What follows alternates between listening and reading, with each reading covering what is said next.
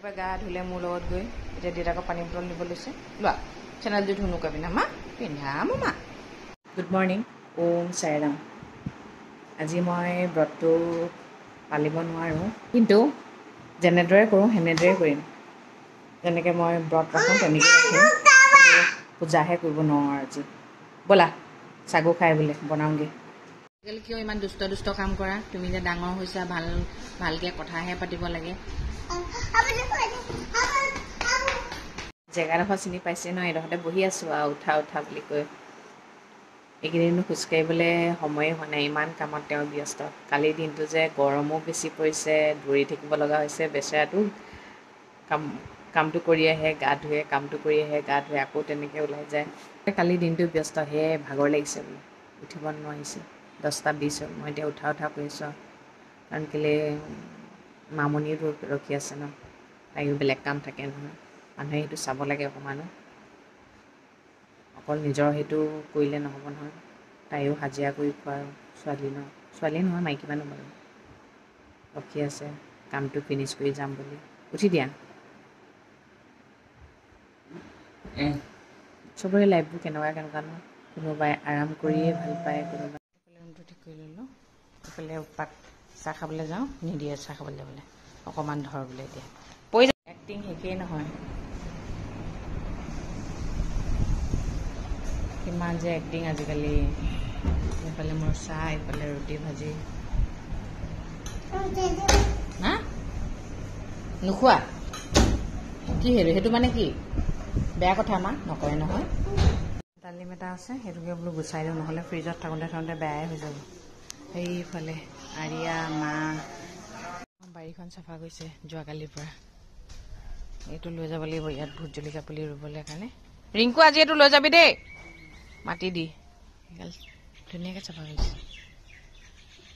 এই ফেঞ্চিঙৰ লতাবোৰ এৰাই দিব হা সেই লতাবোৰ যে কাটি যায় আৰু সেইফালে সেইখিনি ৰাস্তাৰ ফালে যোৱাখিনি মিলাই দিব আমাৰ ৰিংকুৰ এটা কথা আছে ঘৰত হোৱা বস্তুবোৰ নাখায় সি কিনি খাই ভাল পায় ইয়াত এতিয়া ৰঙালাও ইমান লাগি আছে এতিয়া ৰঙালাওটো এনেও নালাগেই বাৰু ইয়াত ৰঙালাও আগখিনিকে ছিঙিম এতিয়া ইমান হৈ আছে নিচিঙে নাখায় এইবোৰ কিনিহে খাব সেইফালেও আছে আপোনাৰ আঙুলি কাটিলে নি অঁ টাইম হৈছে এটা মই এতিয়া কি খাওঁ জানেনে ডালিম খাওঁ এতিয়া বতৰ ঠাণ্ডা পাই পূৰা গাড়ী ধুইছে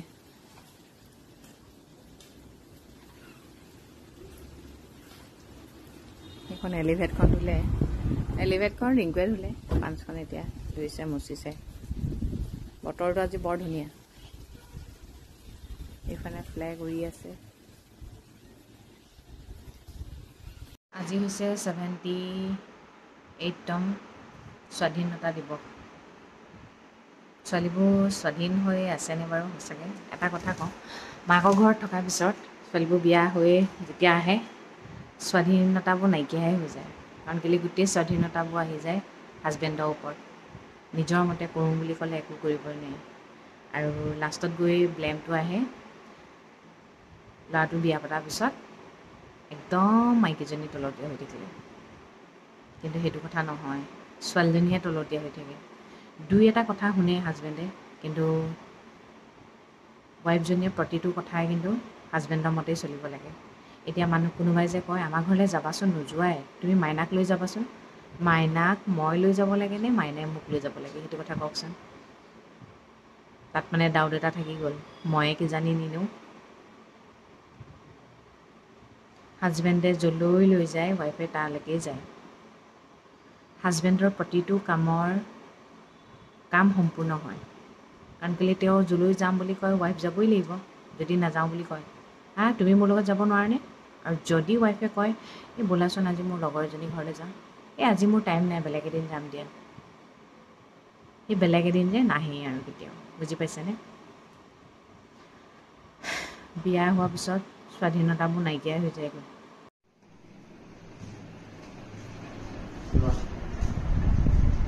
কিমান যে এক্টিং কৰি ভাত খুৱাব লাগে।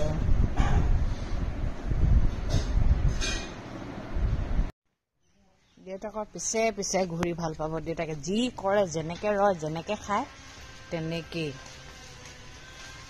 এইফালে গছবোৰ কাটি দিছে।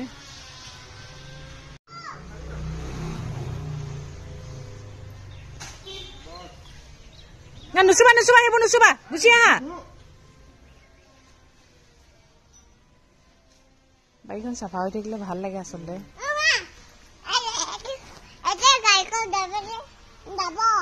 ক'ত যাব?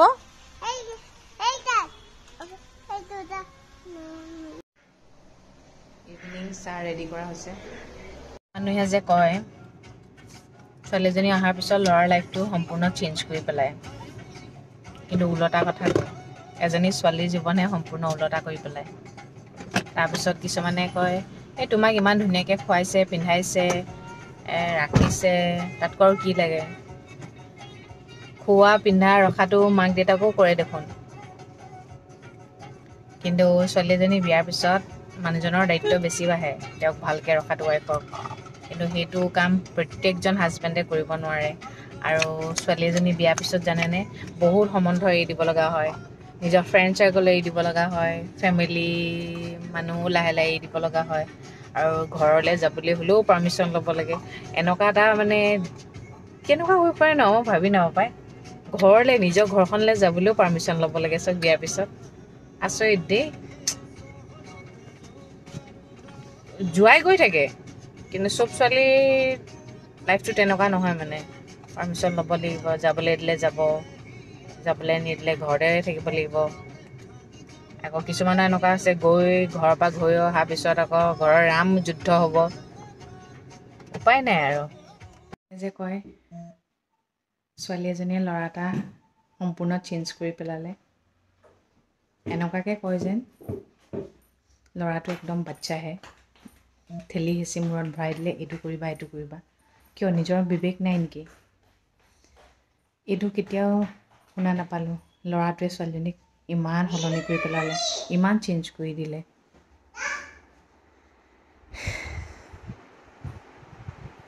ফ্ৰীকৈ থকা ছোৱালীবোৰ জেল খানাত সোমোৱা নিচিনা সোমাই থাকিব লাগে। মুঠতে মেক্সিমাম ছোৱালীৰ জীৱনবোৰ বিয়াৰ পিছত বহুত সলনি হৈছে, বহুত বেছি সলনি হৈছে। আৰু বহুতৰ জীৱনবোৰ এনেকুৱা হয় কাৰাগাৰত সোমাই থকা নিচিনা হয়গৈ। মানুহে তেতিয়া ক'ব কিয়?